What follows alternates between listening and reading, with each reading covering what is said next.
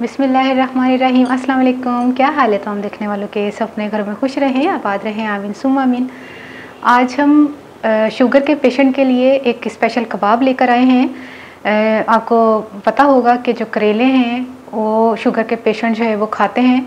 अगर शौक़ से नहीं भी खाते लेकिन उनको खाने पड़ते हैं सिर्फ़ इसलिए कि उनकी शुगर जो है वो कंट्रोल में रहे। और सुबह के टाइम वो करेलों का जूस पी रहे होते हैं या करेलों की कोई सब्ज़ी खा रहे होते हैं या किसी भी किस्म का करेले को इस्तेमाल कर रहे होते हैं। तो आज थोड़ी डिफरेंट सी एक रेसिपी है उनके लिए कि जो एक ही टाइप की चीज़ें खा खा के थोड़े तंग से आ गए हैं। तो वो हम इसको इस तरह बनाएंगे ताकि वो भी खुश हो जाए कि चलो एक थोड़ी डिफरेंट सी रेसिपी लेकिन करेले की है ये। तो आज हम बनाने लगे हैं करेले के कबाब। तो देखते हैं कि हमें इन किन किन चीज़ों की ज़रूरत होगी। इंग्रेडिएंट्स की तरफ चलते हैं।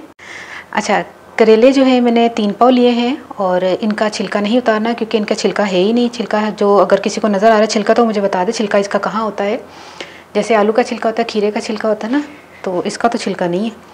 अच्छा, आलू हमने लिए हैं 3, इसको हम करेंगे मैश। और मैंने 3 आलू को उबाल के बारीक बारीक पहले काटे, फिर मैंने इसको उबाल लिया है। 1 से 1.5 खाने का चम्मच कुटी हुई लाल मिर्च, नमक हमने अपने टेस्ट के हिसाब से लिया है। हाफ़ टी स्पून हल्दी, 1 टीस्पून ज़ीरा, 3 से 4 हमने जो है वो हरी मिर्चें लेनी है और एक छोटे साइज़ का प्याज है।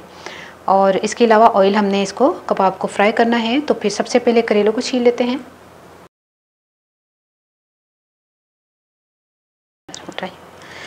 करेलों को छीलना नहीं है, छीलना मेरे मुंह से निकल गया है। करेलों को काट लेते हैं, ठीक है। इसका सिर्फ हमने बीज निकालना है, स्पून से निकालते हैं वैसे तो, लेकिन खैर सॉफ्ट है तो फिर उंगलियां ना निकाल लेनी है। ऐसे ना थोड़ा लंबा लंबा ऐसे काट लें, रफली काट लें क्योंकि हमने इसको मशीन में चलाना है। बिस्मिल्लाहिर्रहमानिर्रहीम। जब हमने इसको अच्छी तरह मशीन में चला लिया, अब इसमें नमक डाल के ना हमने इसको ऐसे मलना थोड़ा सा। अच्छा, ये कबाब कह रही हूँ, करेलों को ना मैंने 2-3 पानी अच्छी तरह धोया है और इसको हम निचोड़ लेते हैं इस तरह। बस 10 मिनट के लिए मैंने इसको नमक लगा के छोड़ा था। प्याज को मैंने बारीक चॉप्ड करके पानी निचोड़ लिया है और ये बिल्कुल खुश्क है। तो ये सारी चीज़ें कितने क्या मेरा निक्का स्पैचुला कितनी तेज़ है देना मिर्चा दी, ज़रा करारे बन गए। उसमें खा लेंगी? अच्छा, बिस्मिल्लाह।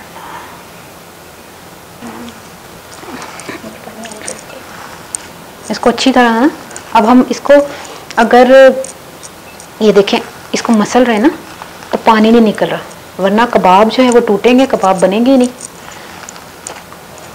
अच्छा, नमक मैंने अभी टेस्ट किया है इस तरह ना, तो नमक मुझे कम लग रहा है। थोड़ा सा नमक हम और इसमें डाल देंगे।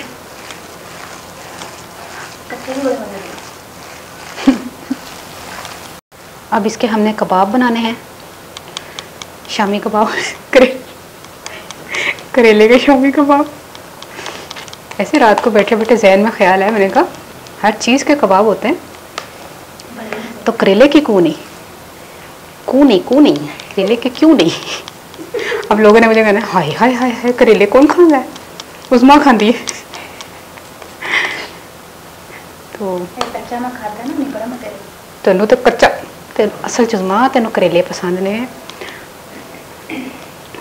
तां वास्ते तेनों ना हर चीज़ करेले की चंगी लगती। थोड़ा सा ऑयल डाल दें। बिस्मिल्लाहिर्रहमानिर्रहीम। अच्छा, अगर ब्रेड क्रम्स लगाने हैं तो लगा लीजिएगा, अंडा लगाना है तो अंडा भी लगा लीजिएगा।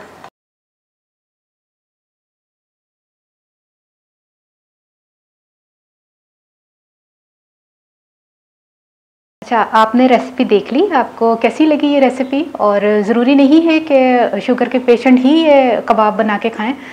उज़मा ने तो कच्चे जो है ना उनको कच्चे भी अच्छे लग रहे थे।